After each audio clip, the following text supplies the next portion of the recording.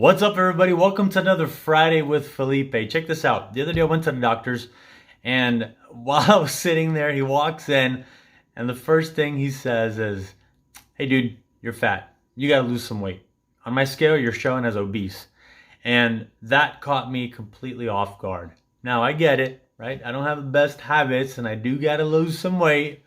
I'm not 3% body fat or anything like that, but I'm not fat, right? But that got me. It really got to me. I lingered on that for a while, and let me tell you, sometimes it still pops in my head. But everybody around me was saying, "Dude, you're not fat. You're not fat. You're not fat." But as a doctor, he is an authority in health. And so when he said that to me, it really, really stuck with me, right? And then a few days ago, I was reading John chapter 5, and look at what verse 5 says. One who was there had been an invalid for 38 years.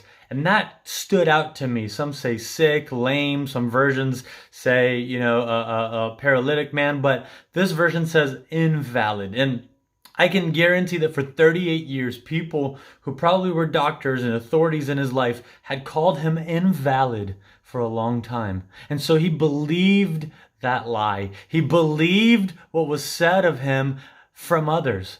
And it's interesting because that was really what paralyzed him. In the same way that when the doctor said something about me, it bothered me. It really got to me, the fact that my doctor had straight up just called me fat. And it bothered me, hurt me to a point where I wasn't eating right. I wasn't hitting the gym way harder than I should have. And so check this out though, verse 6.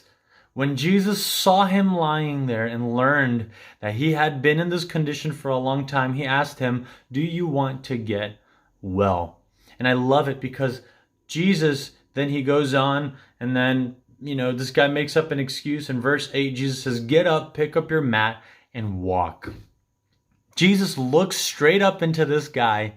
He ignores everything that people had said about him, and then he heals him instantly from what had happened.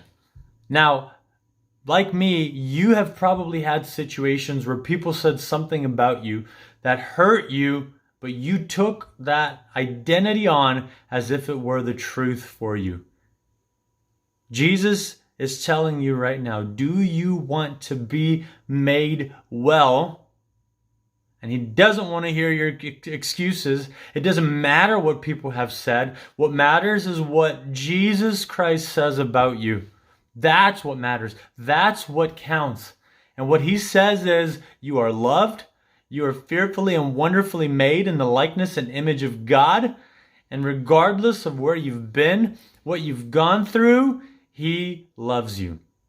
And he wants you well. What do you do with that? Believe it. Get up from this place of misery.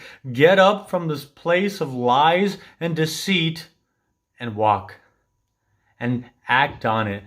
And walk in your identity, like we talked about last week, as royal priesthood, holy nation, chosen according to his purpose. Hey, live that out this weekend. Believe that in your life and be blessed.